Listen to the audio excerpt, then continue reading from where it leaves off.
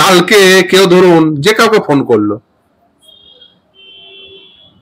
ধরুন কালকে আমি তর্কের খাতিরে ধরে নিলাম রাজ্যের মাননীয় মুখ্যমন্ত্রীকে কেউ ফোন করে বলল যে আমি এখনই বোম ব্লাস্ট করতে যাই চলেছি, যে ফোনটা কেটে দিল। মুখ্যমন্ত্রীকে গ্রেপ্তার করবেন তো?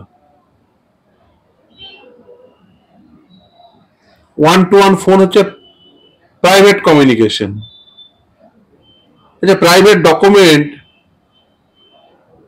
যার ভেরাসিটি চেক করা হলো না, কাস্টাডি চাইলে কাস্টাডি হয়ে গেল। আচ্ছা, ফোন যদি ট্যাপ করা হয় তাহলে কুণাল ঘোষ পেলো কি করে? প্রথম দিনে আমি প্রশ্ন করেছিলাম, এবং আমি মনে করি এই তদন্ত ভার, যেহেতু এটা আরজিকর সংক্রান্ত, এই তদন্ত ভার সিবিআই হাতে যাওয়া উচিত। কলতানকে জেল খাটানোর ফল ওকে ভোগ করতে হবে, এই মামলা অত সহজে ছেড়ে দেওয়া হবে না। কলতান হচ্ছে ওদের ছুঁচো গেলা অবস্থা। জেল খাটিয়েছেন তো, একবার গিলে ফেলেছেন, কিন্তু এবার দেখবেন এই মামলা শেষ হবে সুপ্রিম কোর্টে। যারা যারা এই প্রমাণ তথা তথ্য লোপাট করেছেন তাদেরও প্রত্যেককে তদন্তের আওতাধীন করতে হবে, এবং এই আরজিকর কাণ্ডকে যারা যারা প্রভাবিত করার চেষ্টা করেছে, বিভিন্ন ভাবে তদন্তকে বিপথে চালনা করার জন্য তাদেরকেও শাস্তি। যারা সরাচ্ছেন তারাই উত্তর দিতে পারবেন, কিন্তু এটা অত্যন্ত দুর্ভাগ্যজনক, যখনই কোনো গণতান্ত্রিক আন্দোলন হয় এই সরকার তাদের উপর খড়গহস্ত হয়। আপনি যদি উদাহরণ হিসেবে চান তাহলে আমি একাধিক উদাহরণ দিয়ে দিতে পারি। আমি বিশেষ করে যেহেতু চাকরি প্রার্থীদের মামলাগুলো করি, সেহেতু এই চাকরি প্রার্থীদের মানে সে সার্ভিস ম্যাটার বলুন, এডুকেশন সার্ভিস ম্যাটার বলুন, এই ম্যাটারগুলো করতে করতে যা দেখেছি সেগুলো হচ্ছে যে সরকারের বিরুদ্ধে যখনই কেউ সঠিক কথা বলবে সরকার তার উপর খড়গহস্ত হবে। এই যে বায়ো টয়লেট বলছেন, বা ধরুন একটা মাথার উপর একটু টার্পোলিন টাঙিয়ে একটু মানে ওই রোদের হাত থেকে বাঁচার প্রচেষ্টা, কিন্তু আন্দোলন চলছে। যে মানুষের স্বাভাবিক সাধারণ যে প্রয়োজনটুকু, সেই প্রয়োজনটুকুও পূরণ করার জন্য এই সরকার বিন্দুমাত্র কোনো প্রচেষ্টা তো করবেই না, উল্টে এমন ভাবে আপনাকে ঘিরে ফেলা হবে যাতে এই আন্দোলনটি শেষ হয়ে যায়। এতক্ষণ পর্যন্ত ওই যে একটা সহযোগিতার বাতাবরণ ছিল সেটাকে শেষ করে দিতে চাইছেন। আসলে এটাই একটা স্বৈরাচারী শাসকের আসল দাঁত মুখ বেরিয়ে আসা আসল রূপ। এখনো পর্যন্ত সরকার কি পদক্ষেপ নিয়েছে আজকের দিন পর্যন্ত বলতে পারবেন যে সরকার এই আরজিকর কাণ্ডে সন্দীপ ঘোষের বিরুদ্ধে ডিপি স্টার্ট করেছে? বলতে পারবেন? আচ্ছা, সরকার এই যে মেডিকেল এডুকেশনে যে দুর্নীতি হয়েছে, এই মেডিকেল যে বিভিন্ন অ্যাপয়েন্টমেন্টের ক্ষেত্রে দুর্নীতি হয়েছে, তাই নিয়ে কোনো পদক্ষেপ নিয়েছে?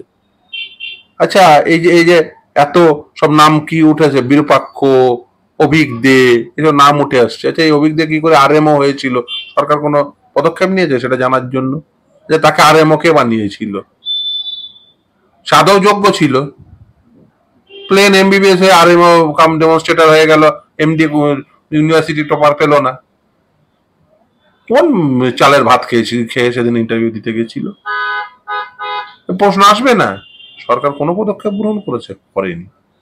আসলে সরকারটি হয়ে গেছে এই মুহূর্তে দাঁড়িয়ে দুষ্কৃতীদের এবং দুর্নীতিগ্রস্তদের।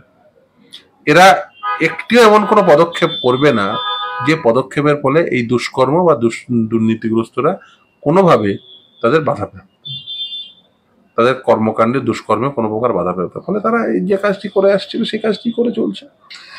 চিকিৎসকদের দাবি, তারা যখন এই ডেকোরেটর সংস্থাগুলিকে জিজ্ঞাসা করেন যে তাদের ভাড়া লাগবে কিনা, তারা রীতিমতো বলছেন ক্ষমা করে দিন বলে চলে যাচ্ছেন।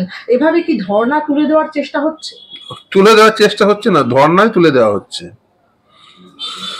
ধর্ণায় তুলে দেওয়া হচ্ছে, তুলে দেওয়ার চেষ্টা শুধু নয়, সমস্ত রকম প্রচেষ্টা হচ্ছে। না হলে দেখছেন না, মিথ্যা কথা বলছেন 6 লক্ষ লোক চিকিৎসা পায়নি, বলছেন 20 জন মানুষ চিকিৎসা না পাওয়ার জন্য মারা গেছেন। এই যে মিথ্যা তথ্য দেওয়া, এই তথ্যের ভিত্তি কি জিজ্ঞাসা করবেন তো সরকারকে। সরকার রিপোর্ট দিয়েছে, তথ্যের কোনো ভিত্তি নেই, ভিত্তিহীন তথ্য সরকার প্রদান করছে। ফলে এই যে ধর্ণা বলেন, আন্দোলন বলেন, এখান থেকে বেসিক্যালি যাতে আন্দোলনগুলো তুলে দিয়ে মানুষের দৃষ্টি যাতে আরজিকর থেকে ঘুরে যায় তার প্রচেষ্টা করছেন সরকার, এছাড়া কিছুই নয়। ফিরদৌস, এই এই আবহেই আমরা দেখলাম সৌগত রায় তিনি রীতিমতো জুনিয়র ডাক্তারদের হুঁশিয়ারি দিচ্ছেন এটা বলে যে অনড় থাকার মূল্য জুনিয়র ডাক্তারদের দিতে হবে। এতদিন সরকার প্রচন্ড সংযম দেখিয়েছে, পুলিশ একটা জায়গায়ও বাধা দেয়নি, এবার যদি সরকার কোনো ব্যবস্থা নেয় এখন তো একটা সময় হচ্ছে যে এটাকে শেষ করতে হবে, তিনি বলছেন। কোন সৌগত রায়? ওই যিনি টাকা নিয়ে ক্যামেরার সামনে টাকা নিয়ে থ্যাংক ইউ বলেছিল ওই সৌগত রায়? তিনি কি বললেন না বললেন তাতে কি যায় আসে? তিনি তো এর আগেও বলেছিলেন সন্দীপ ঘোষকে যখন ন্যাশনাল মেডিকেল কলেজে অধ্যক্ষ করা হচ্ছে তিনি বলেছিলেন এটা কি ছাত্রছাত্রীরা ঠিক করবে কাকে কোথায় কোন পদে বসানো হবে। ঠিকই, কে ঘুষ খাবে তাও ছাত্রছাত্রী ঠিক করবে না, কে ওই ইয়েতে কোমর দোলাবে তাও ছাত্রছাত্রী ঠিক করবে না। ঠিকই, যিনি কোমর দোলাবেন তার বিষয়, যিনি ঘুষ খাবেন তার বিষয়। উনি ভুলে যান মাঝে মাঝে উনি জনপ্রতিনিধি। আদালতের প্রশ্ন, কলতান দাশগুপ্তের যে মামলা তাতে আদালতের প্রশ্ন ফোনের অপর প্রান্তে কে কি কথা বলবে তার দায়িত্ব নিয়ে কি গ্রেফতার করা যায়, কি বলবেন?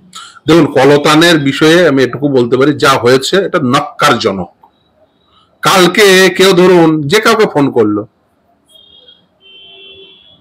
ধরুন কালকে আমি তর্কের খাতিরে ধরে নিলাম রাজ্যের মাননীয় মুখ্যমন্ত্রীকে কেউ ফোন করে বলল যে আমি এখনই বোম ব্লাস্ট করতে যাই চলেছি, দিয়ে ফোনটা কেটে দিল, মুখ্যমন্ত্রীকে গ্রেপ্তার করবেন তো? 1-to-1 ফোন হচ্ছে প্রাইভেট কমিউনিকেশন। প্রাইভেট ডকুমেন্ট যার ভেরাসিটি চেক করা হলো না, কাস্টাডি চাইলে কাস্টাডি হয়ে গেল। প্রাইভেট ডকুমেন্টটা পেলেন কি করে? ফোন কল কে দিয়েছিল? কলতান দিয়েছিল না? কলতান সঙ্গে যে কথা বলছিল তর্কের খাতিরে ধরেও নি যদি ওর কথাটা সত্য হয়, অপর প্রান্তে ছিল সে দিয়েছিল নাকি ফোন ট্যাপ করা হয়েছিল? আচ্ছা, ফোন যদি ট্যাপ করা হয় তাহলে কুণাল ঘোষ পেল কি করে? অনেক প্রশ্ন আছে, কোনো উত্তর নেই। সবকিছু ফেলে দিয়ে আরজি করে কারা ভাঙচুর করলো তা পাওয়া গেল না। এখনো পর্যন্ত ওই যে রেপ এবং মার্ডারের সেটাকে ধামাচাপা দেওয়ার কারা কারা চেষ্টা করলো তাদের পাওয়া গেল না এখনো পর্যন্ত সকলকে। এখনো সন্দীপ ঘোষকে ডিপি স্টার্ট করা গেল না, আর কলদানকে জেলে ভরে দেওয়া গেল। এইটা হচ্ছে মমতা বন্দ্যোপাধ্যায়ের সরকার। মমতা বন্দ্যোপাধ্যায়ের সরকার হচ্ছে দোষীদের সঙ্গে, দুষ্কৃতীদের সঙ্গে, দুর্নীতিগ্রস্তদের সঙ্গে, আর এদের বিরুদ্ধে যারা আওয়াজ তুলবে তাদের জেলে ভরার ব্যবস্থা হবে। কলতানের উপর ঘোষা হবে না, কলতান মীনাক্ষীদের উপর ঘোষা তো হওয়াটাই স্বাভাবিক। তার কারণ এই যে মৃতা ধর্ষিতা আমার বোনটি, তার যে গাড়িতে করে নিয়ে গিয়ে তাড়াতাড়ি ওই দেহটি পুড়িয়ে দিতে চাইছিল, সেই গাড়িতে আটকে দিয়েছিল তো কলতান মীনাক্ষীরা। ফলে এদের উপর তো রাগ থাকবে, সেটাই তো স্বাভাবিক মমতা ব্যানার্জির। আমি তো অবাক হয়ে যেতাম যদি এদের উপর রাগ না থাকতো, এদের উপর গোসা হওয়াটাই স্বাভাবিক। তাহলে একদম ফার্স্ট টার্গেট বলতে পারেন। অবভিয়াসলি কলতান মীনাক্ষীদের উপর যদি রাগ না হতো মমতা বন্দ্যোপাধ্যায়ের সরকারের, তাহলে অবাক হয়েছে। এর অস্বাভাবিক কিছু নেই। যাদের যাদের ওরা অ্যাটাক করছে কারণ ওরা বুঝতে পারছে এরা সত্য কথা বলছে। এই সত্য কথা যারা যারা বলবে এদের বিরুদ্ধে এরা খড়গস্ত।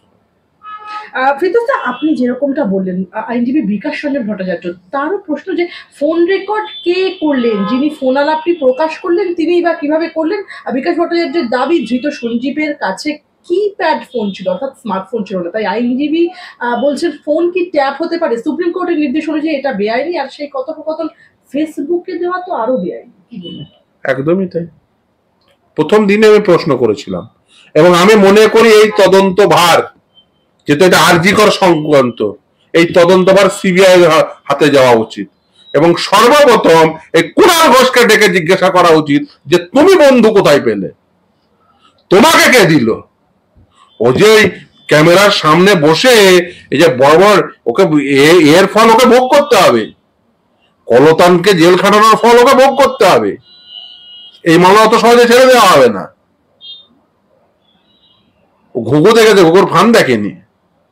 ও আগে পারত ভাবতো যে টাকা খেয়ে নিয়েছি, বান্ধবের খাটের তলায় ঢুকিয়ে দিয়েছি, ও আমার কিছু হবে না, আবার বলতো আবার বড় বড় গলায়, তোরা তো চাকরি পেয়ে গেছি, একবার চাকরি, সরকারি চাকরি পেলে কিছু হয় না, কি হয় পার তখন ভালো করে জেলের ভাত খাচ্ছে আর বুঝছে, ওনারও পরে বুঝবে। অবশ্য ও জেলের ভাত খেয়ে এসছে, সেই রাস্তায় অগ্রসর হচ্ছে বলছেন কিছুটা। সিম্পল কোয়েশ্চেন, কুনাল পেল কোথায়? হয় ট্যাপ হয়েছে, যদি আমি তর্কের খাতিরে ধরে নিই এটা সত্য, কে দিল? কলতান কুনালকে দিয়েছে, নাকি ফোনের অপর প্রান্তে যে ছিল সে কুনালকে দিয়েছে? তার তো ওই তো বলছেন টেপা ফোন, তাহলে বাটন ফোনে কি করে সে দিল? স্মার্টফোন নয়, তাহলে নিশ্চিতভাবে ট্যাপ হয়েছে। যে ট্যাপ হয় তাহলে সেই ট্যাপ কারা করতে পারে? এজেন্সি। এজেন্সি কেন কুনালকে দেবে? এজেন্সির সাথে কুনালের কি সম্পর্ক?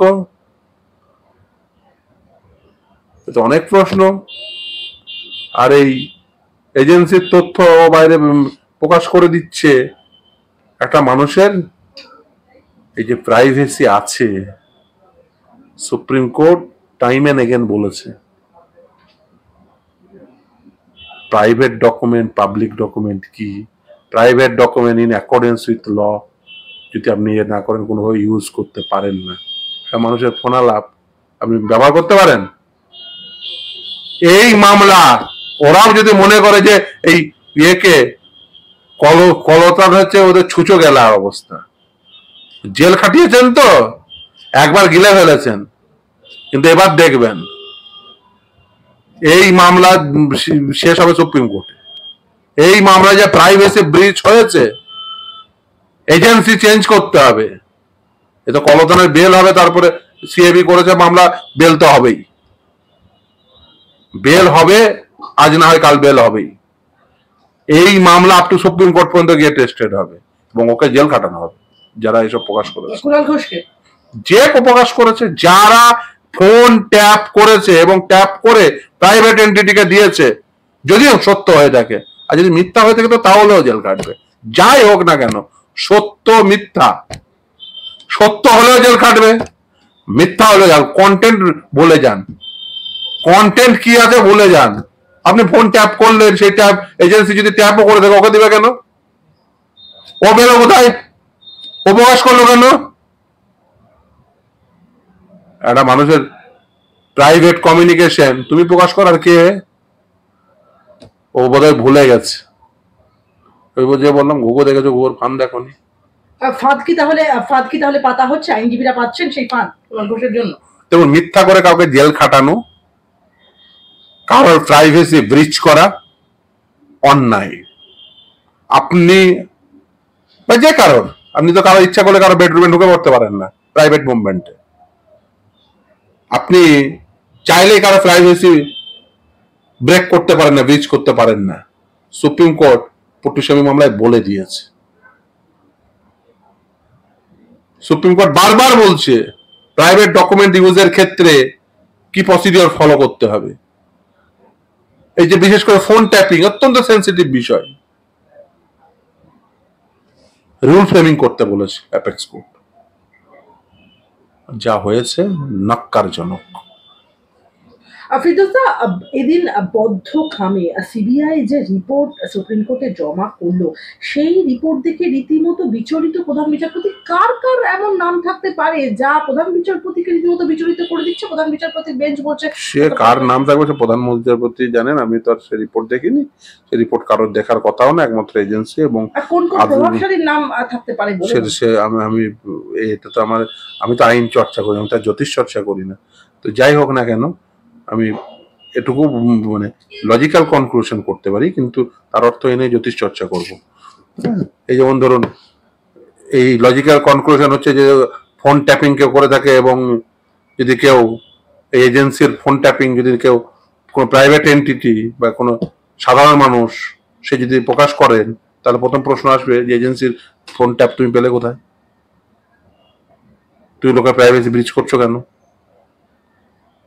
সে জেলে যাবে।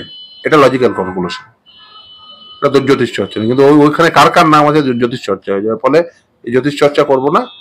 নিশ্চিতভাবেই এটুকু বলতে পারি যে এই ঘটনায় আরজিকর কাণ্ডে যারাই জড়িত থাকুক না কেন তাদের প্রত্যেককে শাস্তি দিতে হবে এবং সেটাকে তদন্তকারী সংস্থাকে এনশিওর করতে হবে, অতি দ্রুততার সঙ্গে সেটা করতে হবে।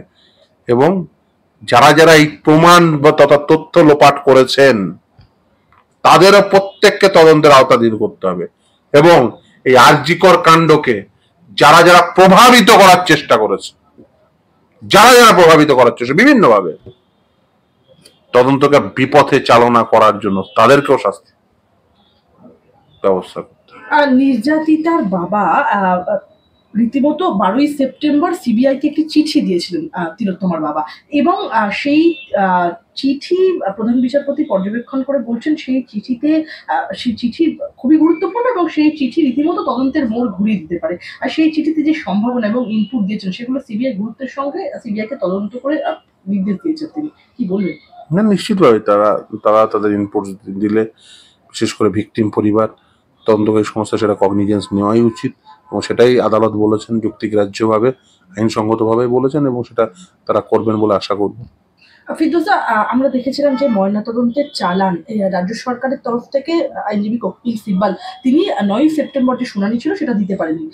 আমরা দেখলাম 17ই সেপ্টেম্বর শুনানিতে তিনি বলেন 1997 সালের পর থেকে এরকম কোনো আইনই নেই, তাহলে চালানটি গেল কোথায়? সে তো রাজ্য সরকার জবাব দেবে এবং কোর্ট আদালত চাইলে সেটা জবাব নেবে। রীতিমতো হোঁচট খেতে হলো কপিল সিব্বালকে। দেখুন, সরকার যে যা করেছে আরজিকর কাণ্ডে, বিশেষ করে কলকাতা পুলিশ, তাদের সত্যি নক্কারজনক, আমি এটুকু বলতে পারি। ফিরদৌসা, আমরা দেখেছিলাম যে সিসিটিভি ফুটেজ নিয়ে প্রথম থেকে একটা বিতর্ক ছিল। সেই সিসিটিভি ফুটেজ প্রসঙ্গে আইনজীবী ফিরোজ এটুলজি তিনি বলছেন যে কলকাতা পুলিশ কেন 27 মিনিটের ফুটেজ সিবিআইকে দিল, বাকি ফুটেজ কেন দেওয়া হলো না? তার অভিযোগ সিজার লিস্টে নির্যাতিতার জিন্স এবং বাকি যে পোশাক অন্তর্বাস সেগুলো নেওয়া হয়নি। একই সঙ্গে তার প্রশ্ন, নমুনা কবে পরীক্ষার জন্য পাঠানো হলো? এটুলজির দাবি সিসি ক্যামেরার ডিভাইস কি কোনোভাবে ব্লক করা হয়ে থাকতে পারে? এখন আমি মনে করি সিসিটিভি, বিশেষ করে যদি সিসি ক্যামেরায় যদি আপনি দেখেন যে ডিভিআর থাকে, সেই ডিভিআরে সেটা স্টোর হয় এবং তার যদি ডিজিটাল ফুটপ্রিন্ট একবার তৈরি হয়ে যায়, সেটা ডিলিট করলেও সেটাকে রিকভার করা সম্ভব বলেই মনে করি এবং সেটা রিকভারেবল। মানে এক্ষেত্রে রিকভার করা যেতে পারে, তাই তো? নিশ্চিতভাবে সেটা হওয়া উচিত বলে আমি মনে করি। একদমই। আদালতে পেশ করা রিপোর্টে সন্দীপ ঘোষের বিরুদ্ধে বৃহত্তর ষড়যন্ত্র যুক্ত থাকার সম্ভাবনা জানিয়েছে সিবিআই। এই ঘটনায় সন্দীপের ভূমিকা নিয়ে সিবিআইয়ের বক্তব্য, অন্য কারো নির্দেশে বৃহত্তর ষড়যন্ত্রের অংশীদার হিসেবে সন্দীপ ঘোষ এফআইআর করা থেকে বিরত থেকেছেন কিনা তা খতিয়ে দেখা হচ্ছে। কি বলবেন? কে সেই প্রভাবশালী ব্যক্তি আপনার মতে? আমার মতে, আমি তো মতামত দিতে, দেখুন ওইভাবে তো আর আমি বললাম কেস ডায়েরি তো আর আপনার কাছে অ্যাভেলেবল না, আমার কাছেও অ্যাভেলেবল না, যদিও আমি মামলার আইন, কিন্তু আপনাকে এটুকু বুঝতে হবে যে এই লজিক্যাল কনক্লুশনে তদন্তকারী সংস্থাকে পৌঁছতেই হবে যে সন্দীপ ঘোষ কেন এই তথ্য প্রমাণ লোপাট করতে চেয়েছিলেন বা তার ভূমিকা কি ছিল, তার এই ভূমিকার পিছনে অন্য কারোর ভূমিকা ছিল কিনা, সেগুলোই তদন্ত করবে এবং আশা করবো সেই মাথা ধরা পড়বে। মাথা হোক, পা হোক, হাত হোক, যাই হোক না কেন সেটা ধরা পড়বে। কিন্তু আমার শেষ প্রশ্ন আপনার কাছে, সৌগত রায়, যার কথা দিয়ে আমাদের আজকের আলোচনা শুরু হয়েছিল, আমি তার কথা দিয়ে শেষ করবো। সৌগত রায় তিনি বলছেন মোমবাতি নিয়ে সারা রাত বসে থাকলে সরকার বদলানো যায় নাকি, আর চিকিৎসকদের নাবালক নাবালিকা বলে কটাক্ষ করছেন তিনি। কি বলবেন? মমতা বন্দ্যোপাধ্যায়কে জিজ্ঞাসা করবেন, বলে দেবে। আমার ঘন কালো চুলের রহস্য এনপির ফার্মেট। আমার